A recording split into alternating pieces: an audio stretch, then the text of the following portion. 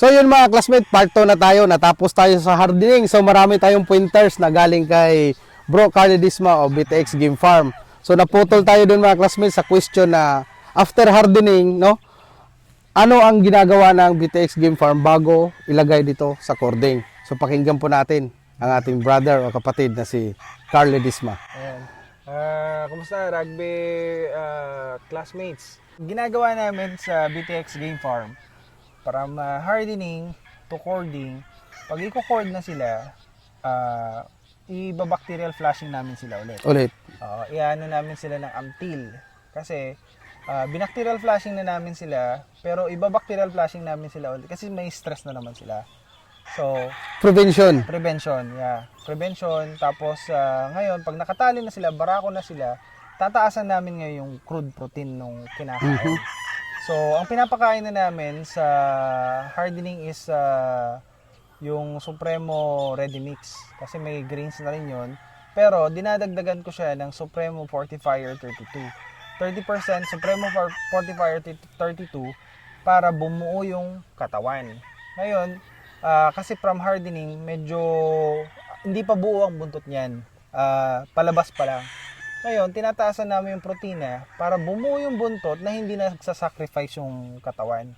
Pag buo ang katawan, madali silang tumapang. Pag matapang na, mas madali silang may spar. Kaya nila yung stress ng sparring. So, pag maganda yung katawan, doon na namin ini-introduce yung pagtuturok sa kanila ng B-complex.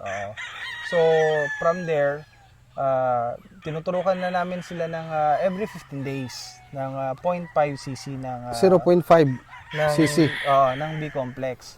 Yung Betamax ng ating excellence yan. Subok na magaling talaga. Na magaling. Tapos pinapaliguan ulit namin sila. Walang ano to, classmate, walang script o hindi ko siya inano kung anong gagamitin niyang shampoo o paligo. Anong ginagamit mo, bro? Ang ginagamit namin dito yung Zero Mite.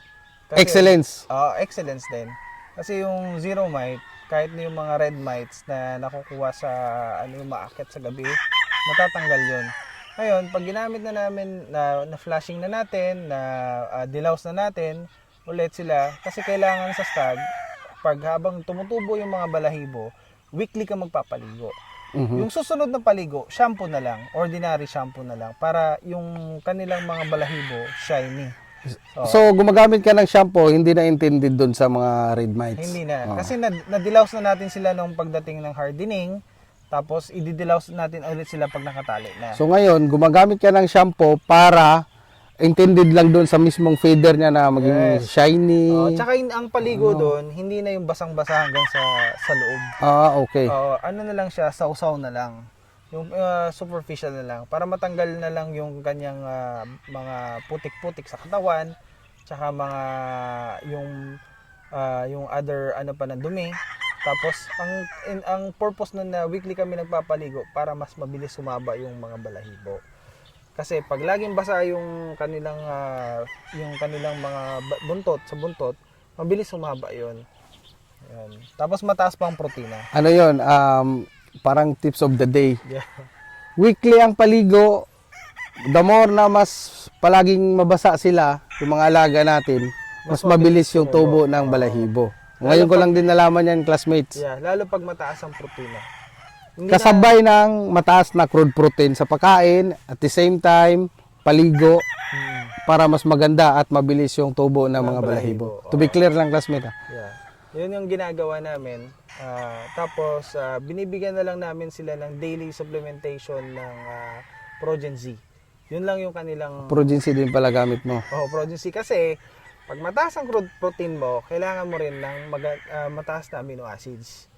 Kasi yung amino acids, yan yung building blocks ng protein. So, dapat part na yan. Dapat mataas ang protein, mataas din ang amino acids. Yan.